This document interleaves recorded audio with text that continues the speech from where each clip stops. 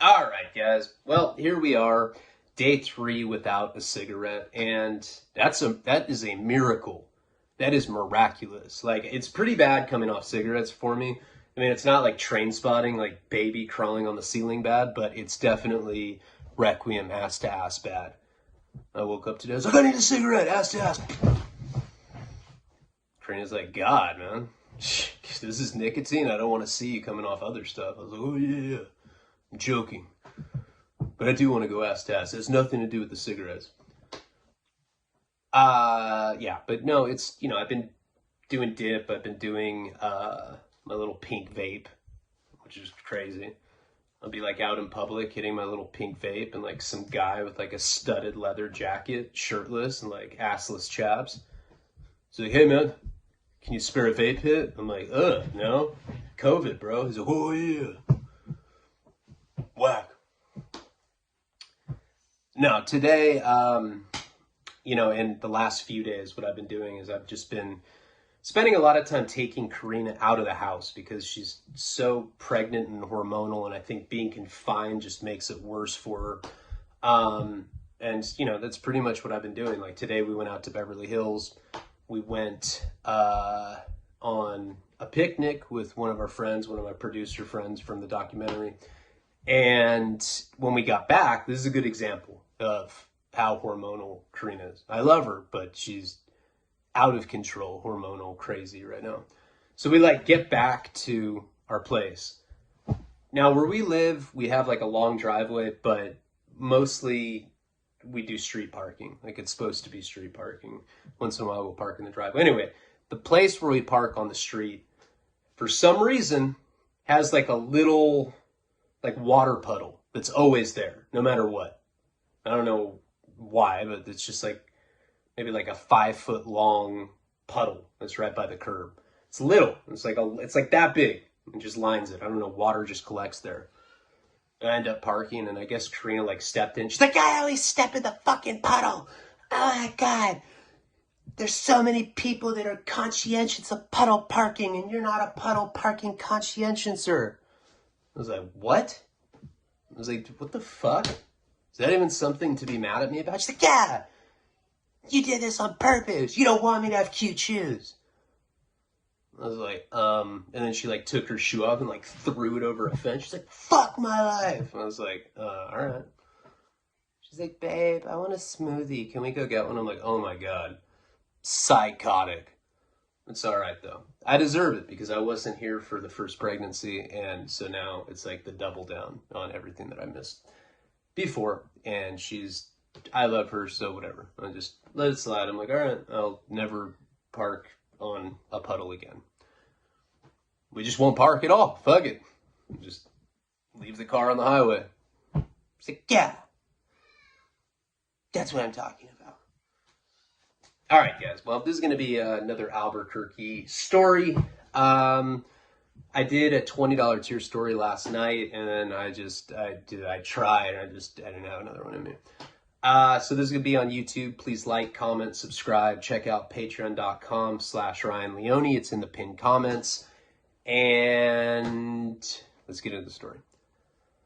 All right, so where we had left off last time, I just overdosed. I met some black dude in the complex that was wearing sunglasses at 5 a.m. I was like, that guy is either a vampire or he's on drugs. And I was hoping that he wasn't a vampire on drugs. There's a lot of those in Bakersfield, stuff like that. It's usually meth addicts though. And I overdosed, people were commenting, they're like, well, what happened to the gram? I don't remember. At the time I was pretty strung out. I don't think I shot the whole gram. I don't really remember what happened, to be honest with you. What I do know is the guy wouldn't serve me anymore. That was it. I was way too much of a liability. He had a blind wife. I don't know if that has anything to do with it, but I remember him saying something about, oh man, I'm going to cut you off. My wife is blind. And I was like, all right, dude. So point is he hit me with Narcan, and then after that, I'm right back to scoring again. So, I mean, maybe, I'm sure that I still had the gram after that. I kept going, whatever, ran out of it shortly thereafter. I mean, a gram's not that much. I don't remember what he had shot me up with. You got to remember, at the time when I got that shot, I was like blacked out on Xanax. You know, I don't even know how many I take. I just took like a handful of them from this vet guy that I'd found in the complex that same day. Then I ended up running into that black girl, the girl that was, you know, smoke crack with you and suck your dick for like $20. It's like a package deal. I felt like I was at a car wash. She's like, well, do you want the premium? You get your dick sucked with the premium. I was like, yeah, duh. What do I get for 40? She's like, oh, thought you'd never ask. No, she was, I mean, it's sad to see her like that. I mean, this is like a crack zombie. And it's what's interesting about the drug culture is like these crack zombies, so to speak, seem to have like disappeared over the last 10 years or so. You know, crystal meth is so much cheaper. It lasts for so much longer. Everybody associates crack. They're like, well, that's like a homeless person's drug. Crack is the most expensive drug in the world. There's not a drug more expensive than crack because of the incessant need to keep doing it. I don't know how homeless people were able to sustain crack habits in the 80s when it was like roaring on. Crystal meth's a little different, you know, for like $10, you can stay twacked out for a whole day. I guess when you get a tolerance, it's not like that. Yeah, you know what I mean. You know, it's cheaper, it lasts longer. And what I saw is that tweakers kind of started taking over the drug culture over the last 10 years, like I said. You know, back in the day, you go to like downtown Los Angeles and you could get crack or heroin, and that was it. Now you go down there and there's a lot of meth. You know, it's a lot harder to find crack. I mean, it's still there, but it's not as prevalent as it used to be. And when crack was like a major thing, there was a lot of these really sad people like her that were just completely like vacant. You know, like you look at them and they're like have no soul. Like you can just look right through them and you can tell that they're not even there anymore. And it's like smoke crack, dick in mouth. One of the two, usually both at the same time. And you'd run into people like that. Like I ran into people like her all over the country. You know, I was just on Brittany Furlan. I never say her name right. Is it Furlan? Tommy Lee's wife. I was just on her podcast and she was asking me, she's like, well, why were you into crack? What does it make you feel like? I couldn't describe it. I was like, I don't know. It makes you a weirdo. And that's exactly what it does. And she's like, well, why would anybody want to be a weirdo?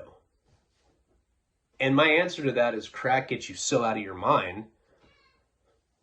When your reality is that bad, something like crack is like a major distraction. You know, it just gets you completely out of your head and then you don't have to deal with anything anymore.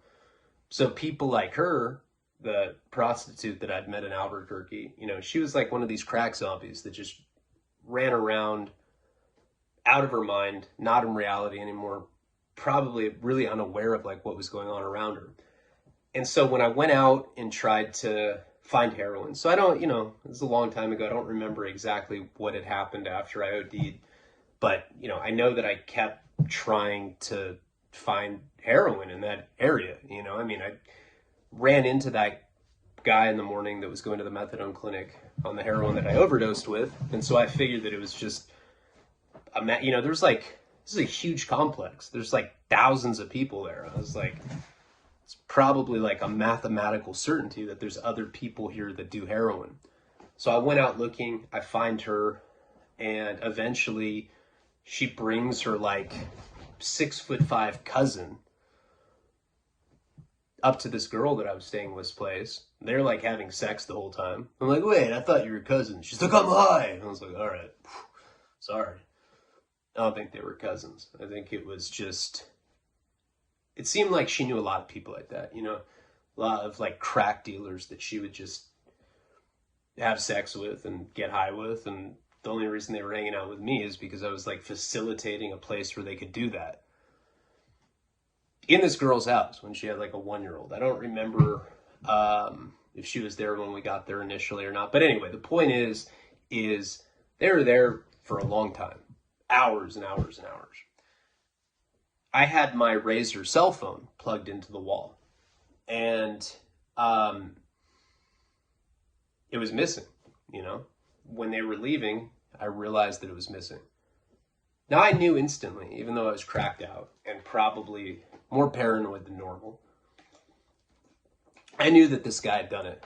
Now this guy was huge. He looked like Suge Knight. You know, he was like a Suge Knight kind of guy.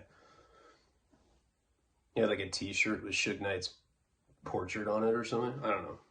You know the type. He was just some big old burly crack dealer. And I'm like, at that time, I'm probably like 127, 130 pounds. I probably, like, you know, super skinny, rail thin, and just like covered with acne, greasy hair, smelled like shit. Like, the way that I smelled back then was like if you took a piece of shit and like squished it together and lathered your skin and then walked around, you're like, hey, that's how I smelled. Anyway, I wasn't going to let this guy take my phone. That's all I fucking had. It was like my only possession, you know? And so they end up like, they're leaving and there's like this hallway and you got to go down this elevator. And I walked, you know, behind them, started following them. We end up getting in this elevator together and they're not saying anything to me. They've been like smoking crack and having sex all day. Our scents are like combining. It smells awful. You know, we like a couple random people get in the elevator at different points and you can just see that they're like grimacing from like our collective odor. We smelled like horribly. Crack, sex, and lathered shit. And of course, I was the one with acne, so like everybody's looking at me. They're like, man, that guy must be the source of that smell. So finally, we get off the elevator. And I was like, hey, man. Like, we're like walking out. So like, walk out of this elevator, there's like this lobby area. I think there was like an indoor gym right there. I don't know, it doesn't really matter. But right when we get off the elevator, I just straight up say, and I remember like the whole time we're in the elevator, you got to remember like the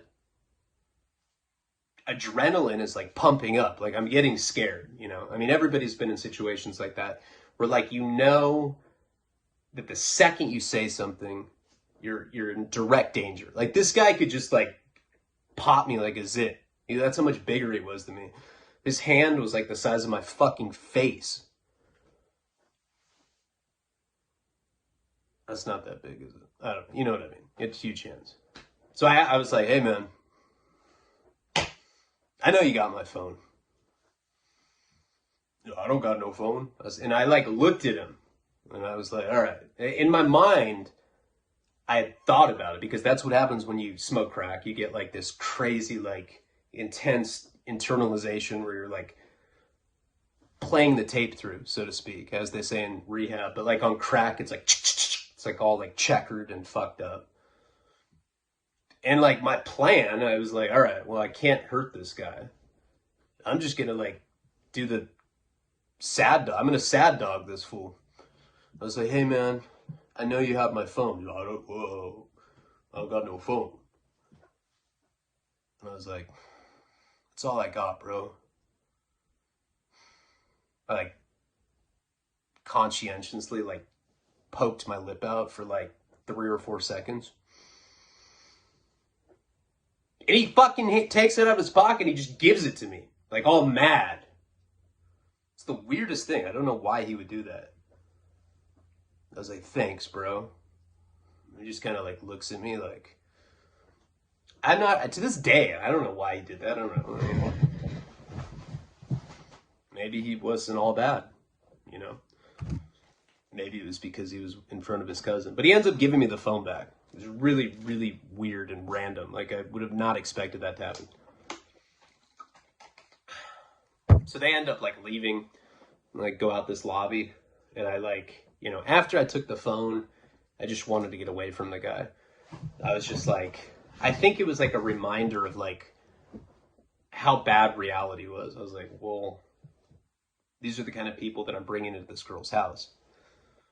It kind of made me, like, rethink the whole thing, you know, because he had stolen from me. So I go back in the elevator. I end up going back to her place. She's like, we need to talk. And I was like, yeah. She's like, listen to me. I cannot have you doing drugs at my place. I can't have you bringing random black people. I was like, hey, wait a second. How do you know they were black? She's like, I saw them. Eventually she, knew she was there. I don't think she was there when they got there, but eventually she was there. So she had seen them. She starts giving me this like ultimatum, pretty much telling me that I need to get a job and I need to not do drugs at her place. And she said from this point forward, she's going to start babysitting me. She's going to start taking me to her mom's place.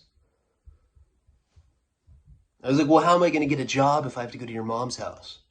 She's like, this was a bad idea. But see, my dad was giving her checks once a week. And she was supposed to feed me with it. She'd give me like a cup of noodles. She'd be like, here, this is $150. I'm like, thanks, I'm so hungry. And I think she was, you got to remember, like the rent in Albuquerque at this particular place is pretty low. My dad's giving her like $150 a week. What is that? That's $600 a month. For her, that was probably better. Rent was like $1,000 or something. So there was a benefit of me being there, but I think she started freaking out when I started bringing these like random sketchy people to her house. So at that point, I started doing what I'm going to change. I swear to God, I'm going to change. And I started calling like these like narcotics, like helplines, It's like, I'm going to call this 800 number. They're going to talk to me. It'll get better.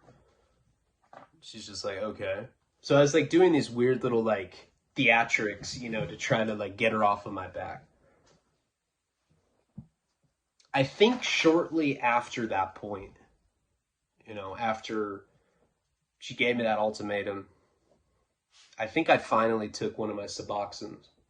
So at some point, I don't know. I felt like I didn't have any other option. I kind of just gave up the whole like trying to keep my heroin habit going. And sure enough, sometime in that period, so this goes on for like a few days, like now I've like transitioned onto Suboxone. Things are starting to get normal around she's starting to get like less mad at me. I'm not leaving anymore except to smoke cigarettes. So I'm not gone for too long. I'll leave like periodically to go smoke a cigarette. I'll come back and she starts getting off my, my back. I think that first night I called like a narcotics hotline, helpline, and like told them how bad I needed help. And they actually sent somebody to like start bringing me to meetings. So some guy like starts picking me up and like, and he was like super corny, drove like a Corvette and like had like some like, of course, a hoop earring. Looked like, what was his name? Chris O'Donnell that played Robin remember the Batman movies? He looked like that. This guy would pick me up and he would take me to meetings. And I started kind of like just normalizing, or like getting back or stabilizing. Started getting like into a pretty solid routine. So she would take me, she'd go to like her massage school on the weekdays. She'd take me to her mom's house. Her mom was just like an older version of her, She was like some old single mom, bimbo. I always had like different guys over. Looked like the village people. There'd be like an Indian over one day. There'd be like a carpenter. There'd be like a fucking police guy. Every day it seemed like she had like a different character over there. And she did not like me. She didn't like me from the get-go. She would like tell me shit like that. She'd be like, I don't like you. You're a drug addict. And I'd be like, all right, is there any other reasons that I'm a piece of shit? She's like, you stink. I was like, all right. So I basically like got dropped off at her mom's house like all day, every day. And then when I got off, this guy that I'd like kind of like secured on the narcotics hotline like started giving me rides to meetings. Okay, so like there's this period, I don't know how long, a few days. I start getting back to normal. I'm on Suboxone again. Eventually, I got back on Suboxone. So now that I'm like not on heroin and living out there, and I don't even know why I decided to do that. Maybe I just felt guilty. I think when that guy like tried to steal my phone, I think honestly, like I said, I think I just started rethinking the whole situation, like how this is affecting her. Like she was just trying to help me. I still had a lot of resentment against her because the first night that I was there, she had a boyfriend, and then she was like going through guys like all the time, and I thought that I was going there like on some romantic shit, and it turned out not to be the case. And then we had that really awful sexual experience. And I think just like all of these things kind of like weighed on me. But whatever the case, I was like making an effort to be good. So after she stops like being mad at me and I get into this routine. Oh, and by the way, she didn't make me get a job. She's just like, after I started acting normal and kind of like staying out of her way, I think she was just happy that my dad was sending her these checks. One day, I'm in her kitchen. You know, we're about to go to her mom's house. And she starts telling me about her ex. Remember, her ex was this guy that she hadn't known that long. Just some guy that she started like, you know, fucking. I don't even think they were dating. And he ended up getting her pregnant. And after she got pregnant, I guess he had like told her that he wanted her to get an abortion. And she didn't want to get one. You know, some people don't believe in abortions, and she didn't want one. She's like, nope. You know, I don't believe in having an abortion. I'm going to keep it. Now, most guys, like when Karina got pregnant, we were broken up. And I had told her, I said, look, I support what you want to do either way. If you want to have an abortion, support that. If you want to keep it, I'll try to be the best dad that I can. And I'm so glad that we ended up keeping Nico. It's the best thing that ever happened to me. But not all guys are like that. So like from the get-go, she had this baby, and this guy like he had no interest in being a dad at all. And so we're like sitting at the kitchen, she's like explaining this whole situation. And so what ended up happening is after she got pregnant, he moved in with her, and he like got a job, became like super cliche. Like he'd come home grumpy and like take his shoes off and just lounge and like drink beer and like be like, I hate you and I hate that baby, and became that kind of thing. But she didn't, you know, I mean, she had the kid with him, and she didn't really have like a lot of other options, is what she was telling me. And she also believed that because they made a baby together, that she should at least try to make it work with him. But it was never that way on his side. So they were dating, but he was like kind of had like animosity against her or whatever. So what ends up happening is, I think when the baby was like 3 or 4 months old, she walks in on him blowing a dude. Yeah, you heard me. Sucking a dude's dick. And she's like, what the fuck? And he's like,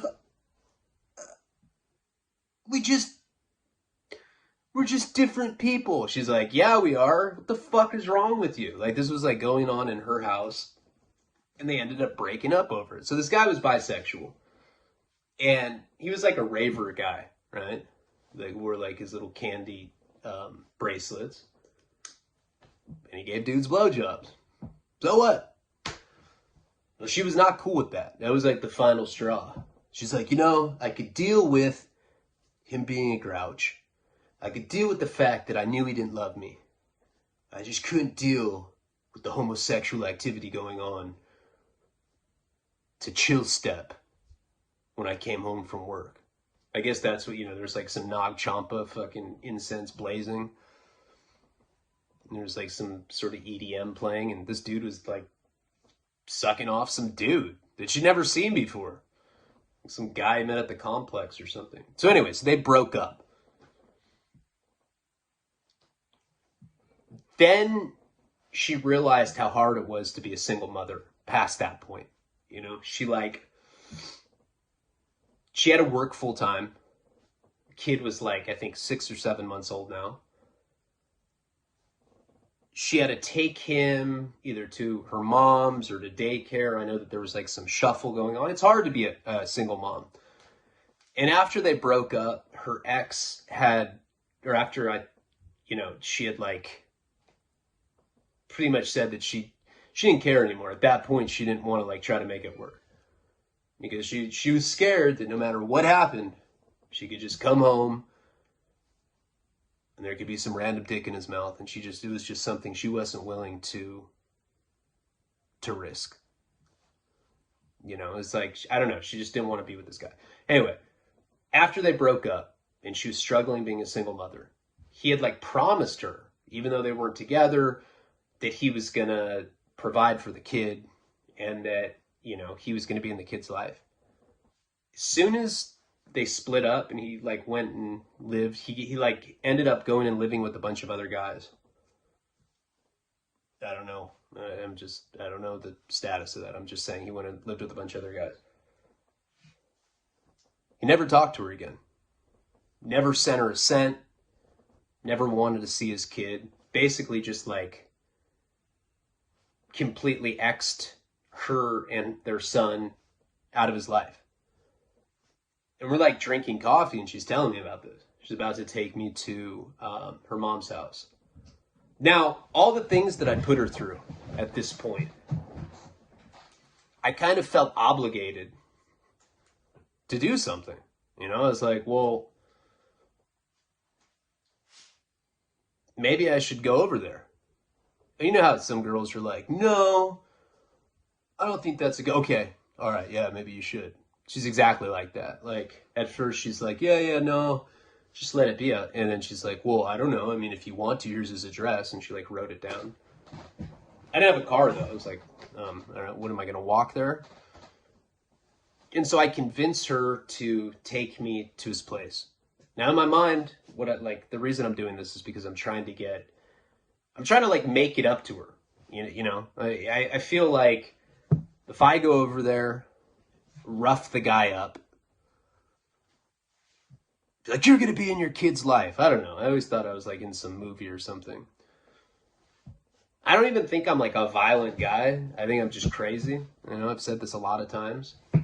And so I ended up like taking like a really long, like Michael Myers looking kitchen knife out of her drawer. And she's like, what's that? I was like, well, you know, just in case things get intense. I was like, should I leave my sleeve rolled up a little bit so we can see my ink? She's like, yeah. I was like, all right.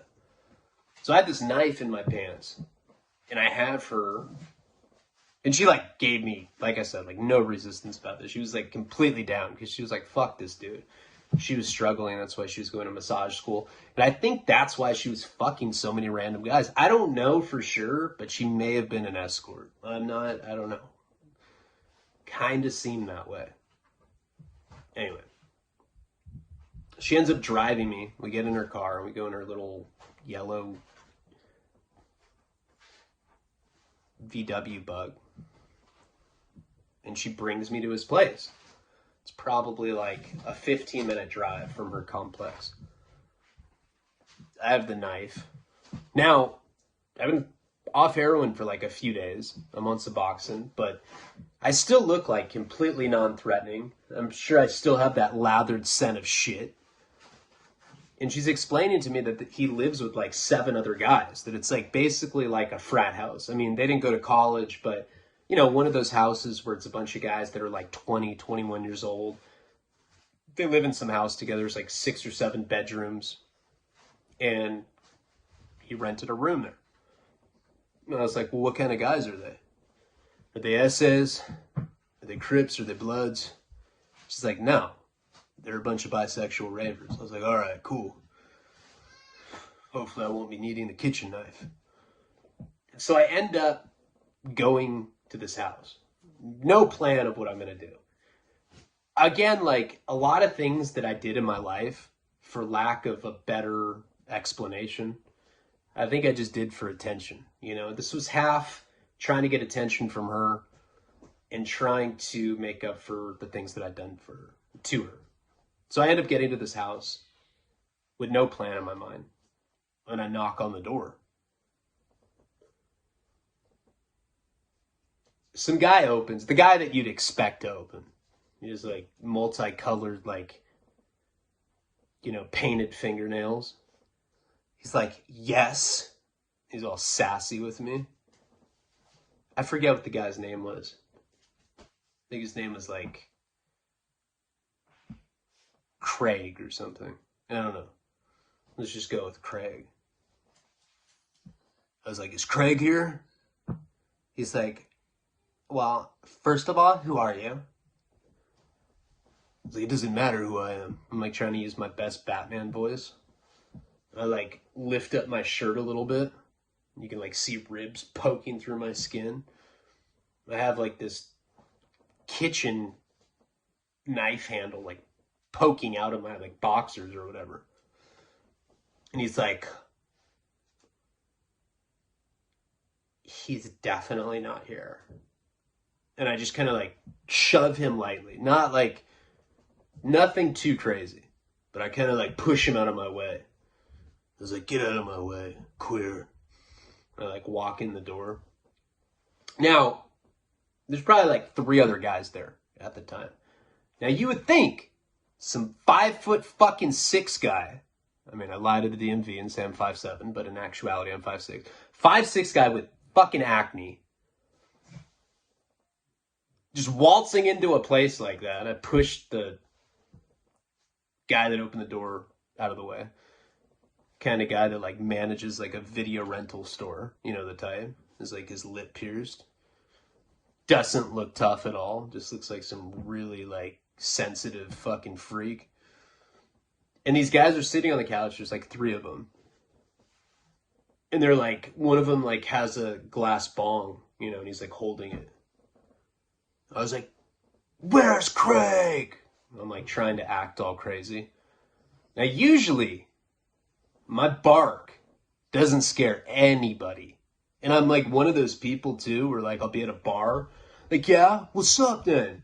You know, like, I'm like the kind of guy that well, back in that time, like now I'm a little different. Like, you know, prison kind of fucked me up. I'll like punch someone first if I feel threatened. Back then I just like talk shit and then like push somebody. And I'd always get beat up that way. That's the worst thing you can do, like at a bar. Like, yeah, I'm mad at you. You push them and then they just crack you in the face. That's like how I was back then. But in this situation, I'm like yelling. I'm like, where's Craig? And I like rip out this knife. I look like some deranged Peter Pan or something. Like, where is he? And they're just all looking at me, completely shocked by what's going on.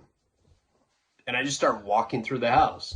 I'm like checking my peripheral, making sure nobody's like sneaking up on me. None of these guys did anything. There's like fucking 4 of them. I'm this little midget guy. I have like my Fear and Loathing tattoo, like lightly exposed.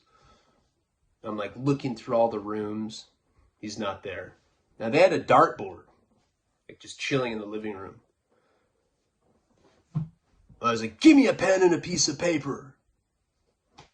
And like, these guys are like, okay, man. Yeah. And someone brings me like a piece of paper and a pen. And I write a note. And it's like, Craig, or whatever the fuck the guy's name was. You're going to start being in your son's life or I'm going to murder you. And I get the knife and I just stick it on the fucking dartboard.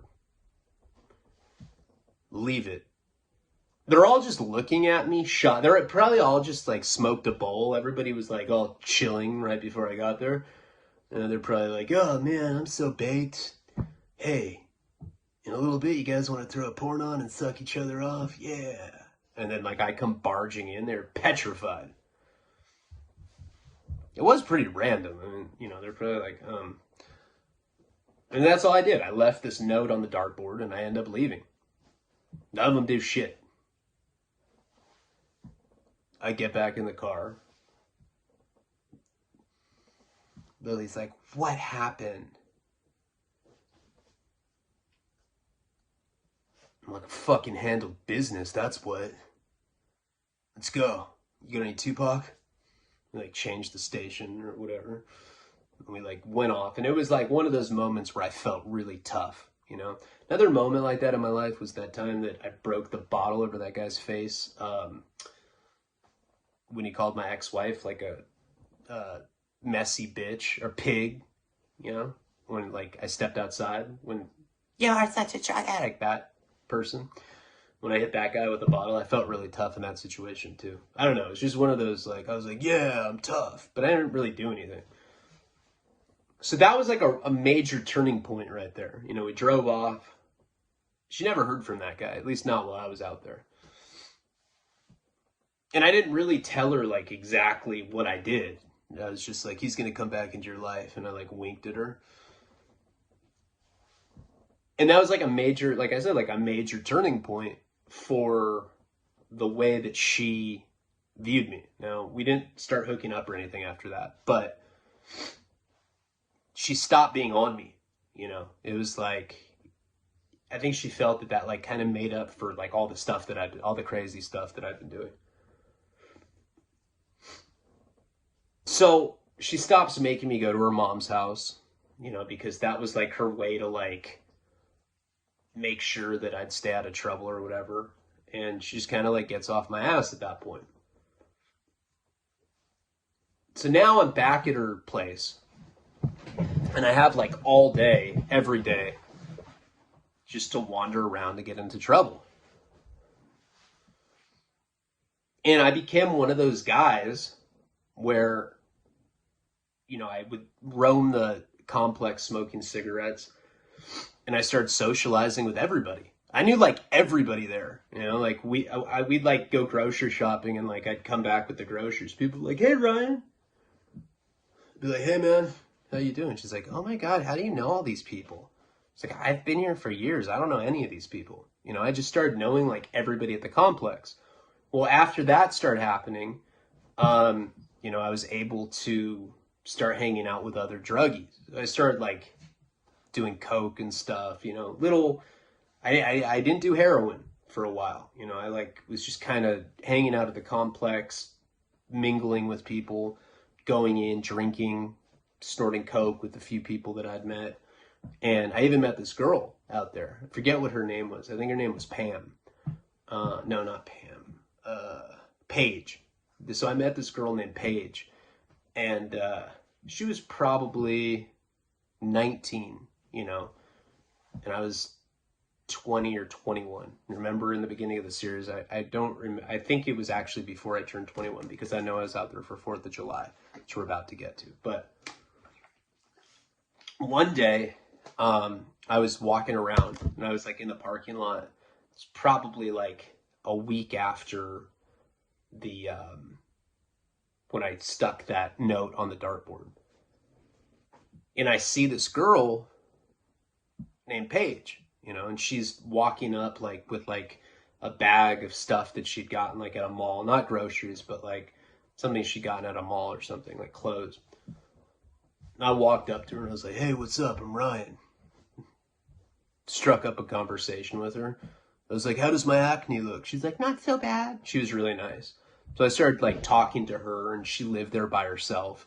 You know, her parents were like paying for her to have an apartment. And she kind of became like my de facto girlfriend while I was out there, you know. It wasn't too long after I struck up a conversation with her when I saw her coming back from that mall that like I started going to her place all the time, and then she was like making me food, and then my dick was in her mouth, and you know, all that. So I spent a lot of time over at this girl's house, and she didn't know that I had a drug problem. You know, she knew that I liked to drink and I liked to smoke weed. She smoked weed too. She didn't know that I was a heroin addict, and at that time I was taking Suboxone. So this girl had no idea.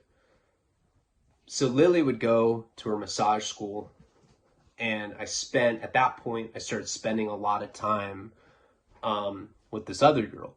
Now, even though Lily and I weren't romantically involved, I still felt weird about staying at her place and kind of like dating this other girl. So I kind of kept it secret. And this girl, Paige, like, as much as I would like, I'd be like, yeah, no, that's not my girl or anything. I think deep down she thought that she was like my side chick, because she'd say stuff like that. She'd be like, God, you just make me feel so good for a side bitch.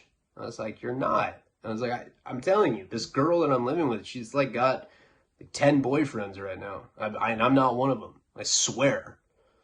And she seemed to be like okay with it. But still, the whole thing is like she kind of acted like we were doing this all in secrecy, which I guess we were. I didn't want Lily to see this stuff.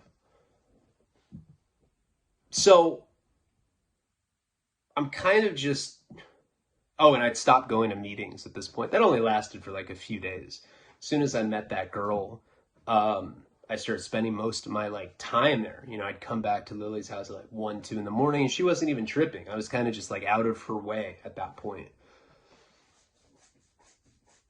I end up running back into that guy in the wheelchair that had got me, that given me the Oxycontin, sold me the Oxycontin and the Xanax. Remember, he's like, oh, I also got acid. And I just happened to run into him, and I was like, hey, man, you still got any acid? He's like, I sure do. And he ends up like going, I don't know. I don't even know where he went to get it. I think he actually got it like out of like some like truck with like a camping shell on it or something. I don't know. It was a long time ago. But anyway, the point is he gave me a couple of hits acid. And I wanted to do it with that girl, Paige. You know, and I told her, I was like, hey, I got acid. Do you want to do it with me? And she was like all about it. And it was one of those things where like we planned it. We're going to do it one morning because I was like doing acid like in the morning. It was like maybe like 10 or 11 when we were supposed to do it, you know. Lily had gone to work or to massage school, go over to Paige. We're about to take it. And she just kind of like backed down. She's like, I don't know. I'm having second thoughts. I don't think I should do it. So I end up not taking it with her. This is important. This will come back later in the story. So I just have like these couple hits and I'm kind of like saving it for a special occasion, although I wanted to do it with her. So this is the kind of stuff that I have going on in my life. Lily's not mad at me. Kind of met this other girl that I'm spending a lot of time with. Running around, like having drinks with people in the complex, doing coke. End up meeting up with the veteran guy who's in the wheelchair. And I get a couple hits acid that I was supposed to do with her. End up just saving that, keeping that in my room. I run into like the black prostitute girl once in a while. Here and there, I take a hit and go for the premium package. And one day, I'm minding my own business. I'm not looking for drugs. This is probably like 2 weeks after I'd been on the Suboxone. And like everything is going pretty well. It's like I have like a new girlfriend. Lily's not mad at me. I'm friends with people at the complex. And out of nowhere, I'm just walking around one day in the parking lot smoking a cigarette. Some essay dude. He's like, hey, dog. Hey, I got some fucking bomb-ass negro, fool. I didn't even know what that was back then. I didn't know, like, I mean, I know negro's black, but I didn't know what that meant. I was like, what does that mean? He's like, I got fucking heroin, dog. I was like, no! I didn't react like that, but in my mind, that's how I was. He's like, you looking? You want to get high, fool? I was like, no. I was like, how much? And now at this point, like, because of the good relations that I'm in with Lily, she's relaying back to my dad, like, yeah, he's doing really well. He's off drugs now, finally. I was going to have him get a job, but he's just, you know, he's recovering right now. And he's just minding his own business. He's not getting in trouble. So I was like on good terms with my dad, and my dad was sending me money. You know, I was like getting Western Unions and stuff directly. Like he was sending her a check. He's also giving me money when I asked for it. So I had money. Now I was on Suboxone. So I knew that if I bought something, you know, I'd have to wait like 24 hours or whatever to be able to feel it correctly. I ended up buying whatever it was. I don't even remember. And the guy that had offered it to me just happened to live in the complex. I don't know why he knew that I did heroin, probably because of the way I smelled and looked at the time. But I ended up getting a sack from him. I don't remember what it was. Maybe a half gram or something. And he lived right there in the complex, and he gave me his phone number. So the next day, whenever it was, however how much time went by where I could do it, I end up relapsing. And that relapse, after I'd been off of it for a little bit and gotten back on it, that's when things just went completely out of control for me in Albuquerque. You know, not to say that they weren't bad before. You know, I'd almost gotten set up like the first few days I was there. I overdosed already. But like now I had like a reliable connection. He was in the apartment complex. And I started really like trying to lead a double life, you know? I remember that first day that I relapsed, that girl Paige was like trying to have sex with me and I like couldn't get it up. And I was like puking in the bathroom. And she's like, "What's wrong? Are you gay?" I was like, "What?" I was like, "Of all things, that's what you think?" She's like, "I don't know, you're acting weird." So she started getting like weirded out by me because like when I do heroin, I just start acting so much different and I'm just not the same person anymore. Like it affects me to a way where people know. So she started getting kind of like weird with me and I still like didn't admit it to her.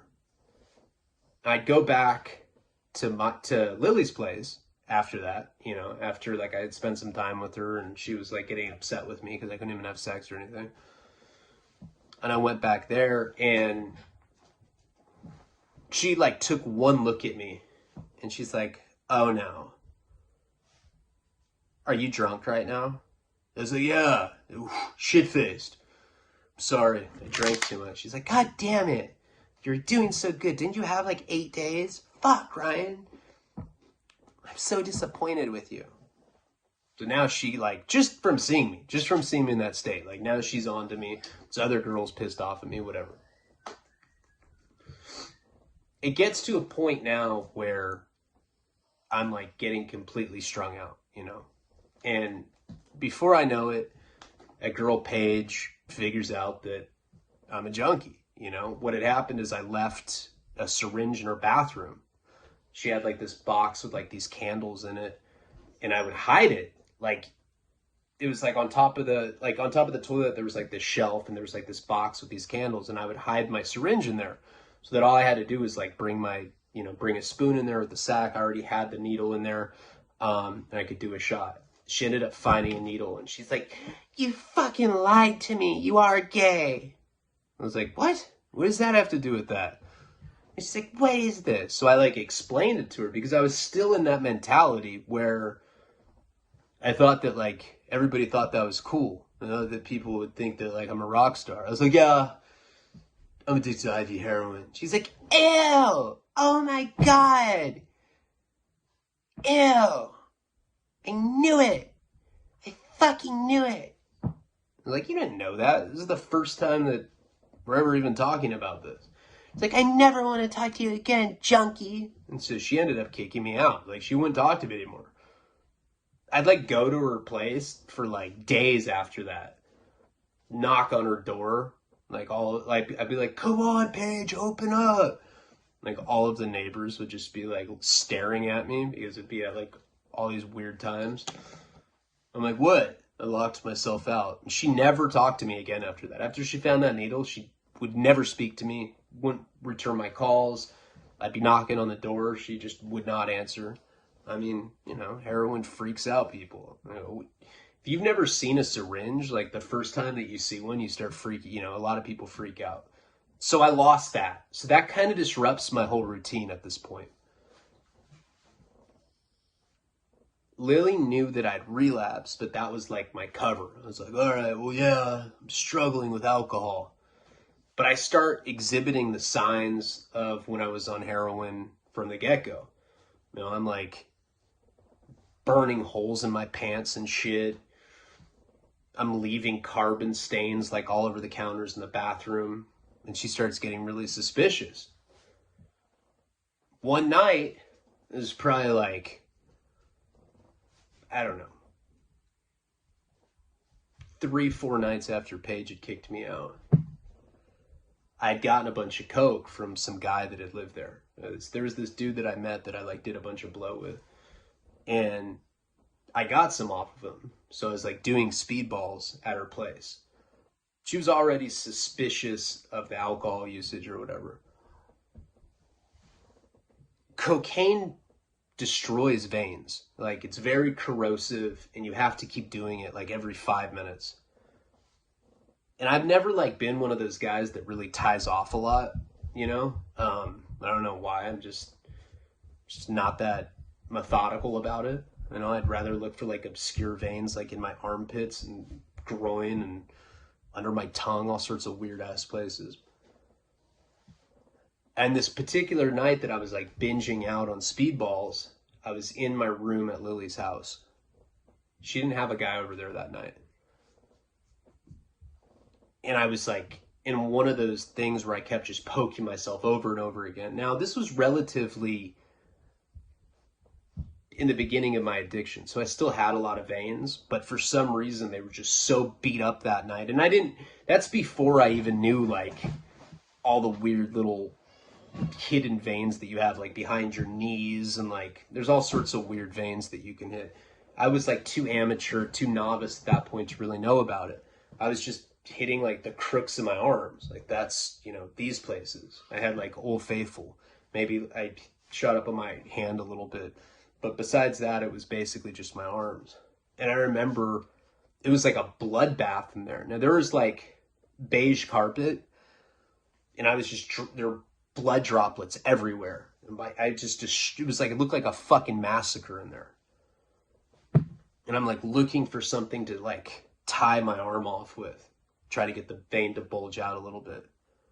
I don't know why I did this, but I think it's just because I was so coked out that night, so like out of my mind. I was like, Lily, can you come in here? And she like ends up coming into the room, and she just sees blood everywhere. And she's like, oh my God, what's wrong with you? My hair's all frizzy. I'm like owl-eyed. I'm like, all right, look, Lily. Lily's her name, not Liz. I was like, I gotta tell you something. I've been using behind your back. She's like, I fucking knew it. Same reaction as Paige. I was like, look, I just had a relapse today. That's why there's blood everywhere. I was like, I need you to do something for me. She's like, what? I was like, I need you to hold my arm. I need you to squeeze it right here as hard as you can so I can find a vein. That's how out of it I was. Like, this is a girl that I'd been like hiding my addiction from. She'd just given me an ultimatum. I had just like proven myself that I like was like on the road to recovery. And here I am like begging her to clamp my arm so that I can do a shot, because I like, that's how much I was fiending to do another shot of coke. She was mad, but she ends up doing it. She's like clamping my arm and she's crying. She's like, I can't believe I'm doing this for you. And I finally find a vein. And I was like, oh, thanks. All right, get out of my room. She's like, what the fuck? And she slams the door. So that night, I just end up doing coke all night. Like, who knows the damage that I've done now to her, you know, with our whole living situation, you know. Obviously she's mad. I'm just not in the right state of mind where I can even like acknowledge like how badly I just fucked up. The next day is 4th of July. So I did coke all night the night before, shooting it with heroin. Had her clamp my arm. I don't know why. And just, that's, like I said, I was just that out of my mind. And I end up, she had like a bottle of like, some really expensive bourbon. I forget what it was called. But I end up grabbing this bottle of bourbon, trying to come down from the coke. And I end up getting really, really wasted. You know? And the following day, it was 4th of July. So it was the night before 4th of July when I was binging out on the coke. At the end of that night, I started drinking very heavily. I was like completely stumbling drunk by the morning. And we had plans to go to this barbecue with like all of her friends were going to be there. And she was still going to take me, even though she was mad at me. You know, she like told me from behind the door. I was all drunk. And she's like, we're still going. And I was like, And in my mind, I'd been up now for like a whole day doing coke, and I was all drunk, and I was like, all right, maybe if I take the 2 hits of acid, maybe that will stabilize me. I was thinking that it would like maybe like counter the effects of what I was doing. you know that was not the smart thing to do in that situation. But anyway, I end up taking 2 hits of acid. So she takes me to this barbecue, and she's like not even talking to me in the car. Kids in the back seat. Took the acid probably like 45 minutes before we had left. Hadn't kicked in yet. Sometimes I've found when you're really drunk, it takes a while for the acid to kick in. So we end up getting to this barbecue. Right as we get there, there's like this huge parking lot. Her mom's going to be there. And I don't think she had told her mom that I relapsed yet, but I didn't know. I just could like feel the bad energy. Plus I was just feeling horrible because I had drank so much and been up all night. And right when we get to this big parking lot, the acid starts kicking in. And I'm like, just starting to feel really weird in my mind. It's really starting to like have anxiety about going to some social event like this in the condition that I'm in. We get out. There's all these people, and that's making my anxiety even worse. There's like this picnic table with like American flag tablecloth on it. And I just go sit on it by myself. I'm sitting there for maybe like 15 minutes. Who knows? I know that I'm tripping on acid and I don't want to be around anybody. I don't even know where this girl went. Just sitting there by myself. And some dude comes and sits next to me. And I like take out a cigarette. I'm smoking. He's like, hey, what's up, man? I was like, oh, nothing. Just enjoying the barbecue. Like trying to prevent the whole world from like melting on itself. I'm like, it's like this very delicate balance that I'm doing. He's like, hey, I'm Craig. You left a message for me on a dartboard? And I look at this guy. This guy is like really, he's tall, but he's like really skinny. And I'm just like, oh my God, not while I'm tripping on acid. Not a confrontation, not in this state. And we will get into what happens with that situation in the next installment of Albuquerque. Like, comment, subscribe, check out patreon.com/Ryan Leone. I appreciate you guys. Palabra.